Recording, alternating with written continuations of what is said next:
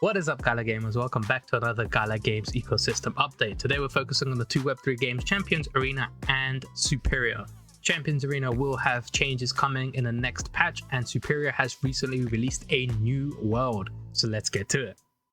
As with any Gala Games updates, you need to head over to their Discord and head to the correct channel. Now we are in the Champions Arena announcements channel, so let's kick it off with Champions Arena news. Before we do that though, you know what to do. Smash that like button, hit that subscribe button, and turn on that notification bell because it's free and it's the easiest way to support me as a content creator. Also, another way to support me is whenever you buy something from the Gala Games store, make sure to use my link when you do, because instead of all of it going to Gala gives me a small cut. So it's another way to support me.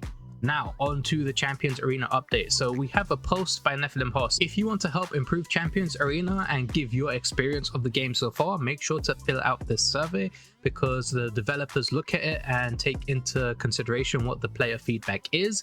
We don't know if they would listen to all the feedbacks, because you know some people don't have like obviously genuine feedback, but if you do want to give your input, this is the way to do it. Next up, we have a post by Toyami, and it was today, a couple hours ago, or several hours ago. We are currently preparing a build update for tomorrow, striving to provide you with a better gaming experience. The updates include the following improvements and new content. So new content, the new estate content added is estate board and estate store. Estate board and estate store are added in the estates.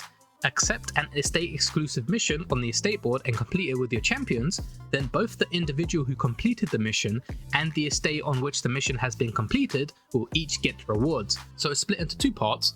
It's the person who does the mission from an estate and the estate that a mission is completed from. So if people want to support me and my estate, you want to go to best summons, that's the estate I'm currently in, make sure you select the missions from there. Next up, we have a list on the estate store, the rewards awarded to each estate for completing the missions and sell them.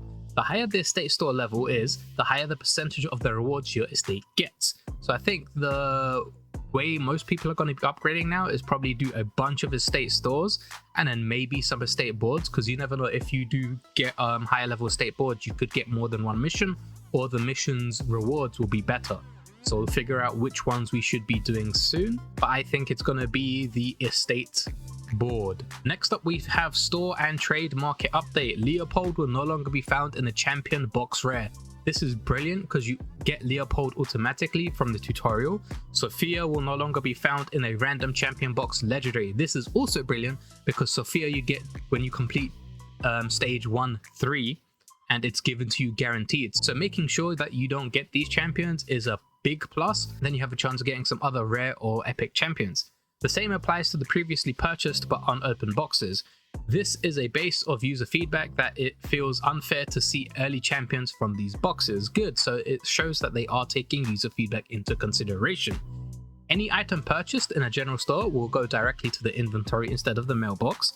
Any items purchased in the cash shop or purchased from the Gala store will still go to the mailbox first. The minimum price setting in trade markets is subject to change based on item. It also changes based on the trade market category and the item level.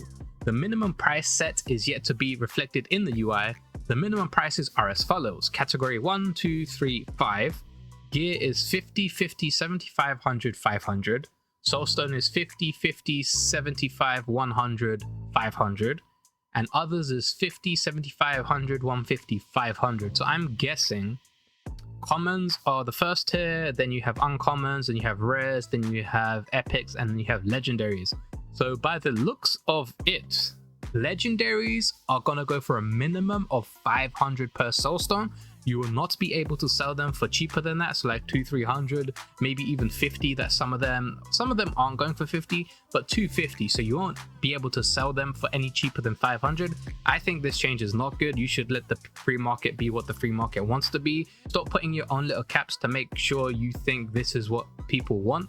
People will trade whatever they want to trade. I know this is to counteract people selling legendary soulstones for 50 each and doing trades back and forth, but that's because you've set up a paid gems and a free gem system. Next, moving on to the new champion special event is finished. Special events with a higher chance of summoning Lafina, Zafrina, and Gia have ended. Now the chance to summon these champions is the same as the chance to summon any other champion. These 3 champions will continue to get the PvP bonus. The VP bonus is 15 per champion, so if you have all 3, you might possibly get 45%. Next up we have the champion and battle update. Lavina's skill balancing adjusted, her passive skills have changed. Passive maintain, executioner starts for 1 turn, attack is increased to plus 20% and defense is minus 20%. It has changed to for 2 turns and attack is 30% and defense is minus 35%. So more of a glass cannon, more attack but less defense. Gia's skill balancing adjusted, her 2nd and 3rd skill passives have changed. Skill 2 bonus damage multiplier 30% and fighting spirit damage multiplier 10% has changed to 20% multiplier and a fighting spirit damage of 15%. The skill 3 bonus has changed from 40% and 10% to 20% and 20%. I'm not sure how I feel about this, but she was the champion that was basically one-shotting everybody, so I'm guessing they did need to balance her. Passive true balance crit rate has plus 30% and plus 10 speed has changed to plus 30% and plus 30... What? Plus 30% crit rate and 60% crit damage? Holy shit, so if you put her in a crit team, she's basically guaranteed to one-shot everything. The base speed setting for all battles changed from basic to ×2. All battles are now ×2? After the September 20th patch, arena battles happen at a 2 times speed. Okay, so I guess they just increased the base speed by 2x for some reason. Animation is added when Sakuri's passive skill is activated. The passive skill name is displayed when the death skill effect is applied to help an ally. Language and localization changes. Some items are given new names, shortened names for idol rewards, N-hour rewards, gold power, champion XP, mixed items. Other updates, a feature that randomly requires players to solve a simple quiz during the arena match to avoid macros being updated. So this is, I think, a band-aid to a thing that can easily be sorted by just getting rid of auto battle in arena. You're adding little band-aids on top of band-aids, just get rid of the thing that's causing the issue, which is auto battle in arena. It's a good step because you have to solve a puzzle, but then if the puzzle is included in your timer for when your turn goes, then you're wasting time. You're losing time to use to strategize, so we'll see how well this goes. Battles will become deactivated 5 minutes before the server maintenance begins to reduce possible issues. I'm guessing this is where people are trying to get the top 20th position when the first season ended, so we'll see how the second season goes. And Nephilim had a little mess up in chat. F in chat, boys. His form is open again, the survey form that we were talking about here. He used his personal account instead of the Gala Games account. So that was the Champions Arena changes that are coming tomorrow or the day after. Next we move on to Superior. So Superior has a new update, which was yesterday, and it's called the Pure Chaos update. And what this brings is a new Earths are basically the difficulty level, so this is probably going to be extremely hard. Get ready for a new challenge. Chaos Earth is here. We are extending the adrenaline rush with a new 12 mission run that will put your skills to the test.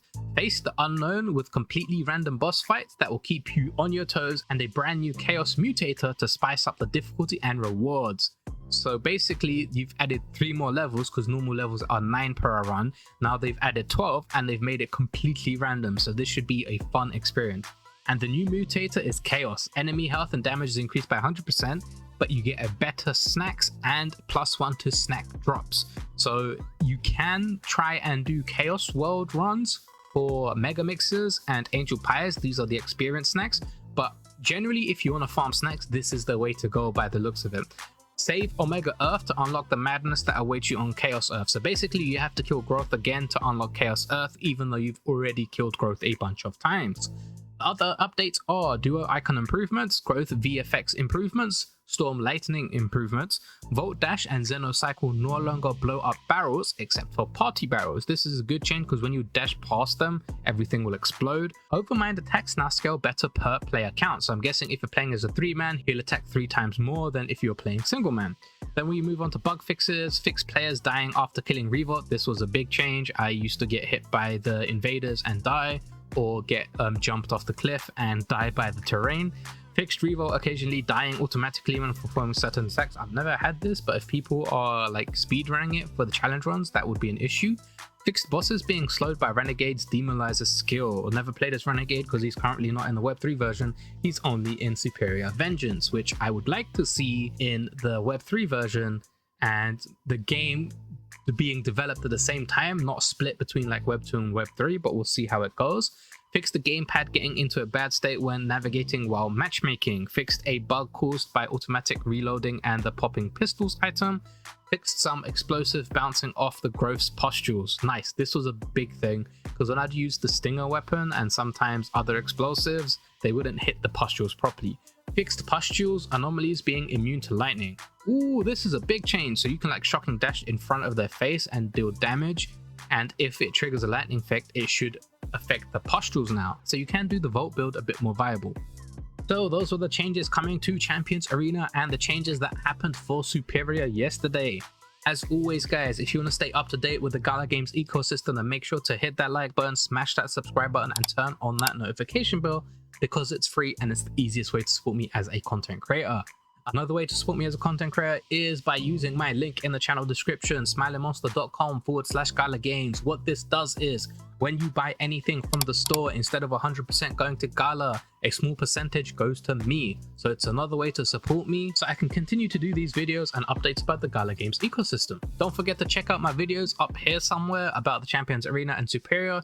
If you need guides, tier lists, tips and tricks, what you should know, must know features, I have them all in the section up here or down here. Just make sure to click on my channel. And that's the end of the video. Thank you guys for watching. I'll see you in the next Gala Games video.